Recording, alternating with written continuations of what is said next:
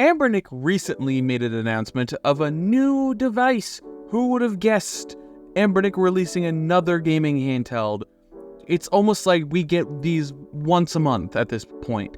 But the device in particular this time around is a 2024 version of a handheld we only received like 8 months ago, the Anbernic RG35XX. Which some of you might be thinking, yeah, that device came out a long time ago at this rate. What's different with this new version? Well, it basically takes the internals of the Anbernic 35XX Plus we received a couple months ago and putting it in the older form factor that was the Anbernic RG35XX Non-Plus. And they already had released another device, the Anbernic RG35XX H, which is just also the same chip from the Plus model in a landscape form factor. What's even more baffling is that this new 2024 revision of the Non-Plus model is more expensive than the better Plus version. I ordered it so I can make a video about this. It's going to be here anywhere between the 9th or the 18th. God knows if that's true or not, because it's AliExpress. What confuses me most about this device is that it's more expensive than the Plus model that I've made a video about before. So it's like, what the heck is Anbernic doing? You could get the Plus and the H models for less than $60. The H model can be had for $54 and the Plus can be had for $55. And the new 2024 edition of the Non-Plus is $62. So hopefully at some point this device will become as cheap as the other two, but it's more baffling than anything else is that it is an arguably worse experience than the Plus model. It's like you're paying more for a worse device. But that still remains to be seen. Take that with a grain of salt. I do not have mine in hand yet, but it is on the way. What I'm saying is purely anecdotal in judging from my experience with the old Non-Plus and people's reviews of the new 2024 edition of the new Non-Plus. It's so confusing because they all have the same name. At least in the past, they were different numbers, so you can at least call them different things. But now it's just 4 or 3 of the same handheld, just with H Plus, Non-Plus, or 2024 edition.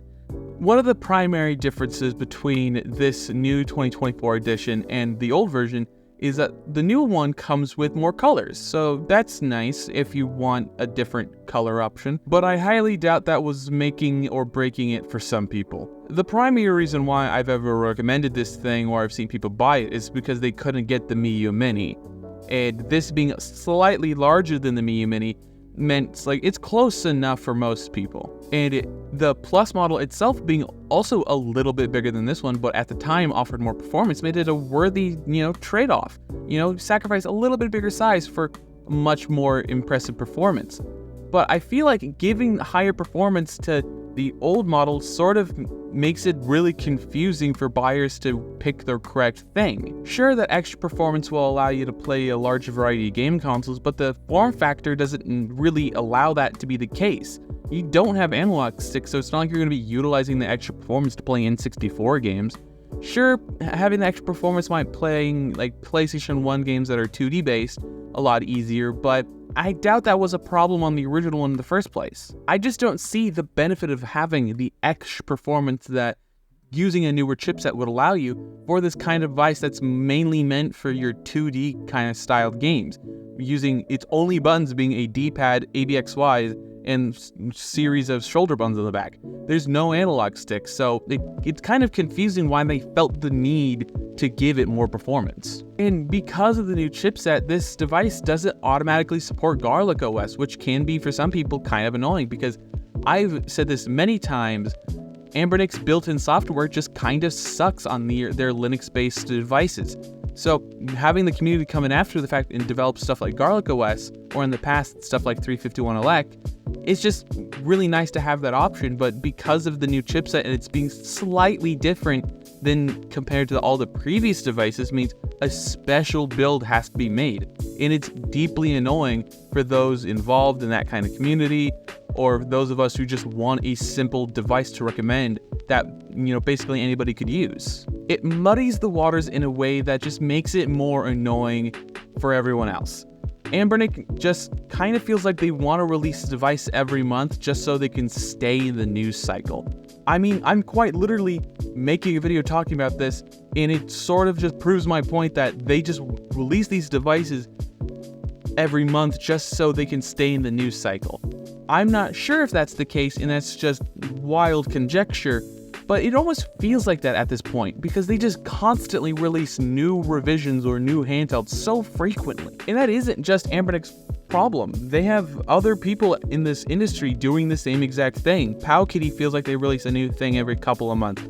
iNeo releases a new handheld every couple of months. And it feels like these companies just keep pumping these things out with small minor improvements every single time. Rant aside, the device is nice, it does come in a nice new translucent color that's kind of cool. I do like the standard non-plus Anbernic device, but it just feels really weird bringing it back for a 2024 revision, just giving it a new chipset and making it more expensive than the Plus model and the H model, which both offer a arguably better experience.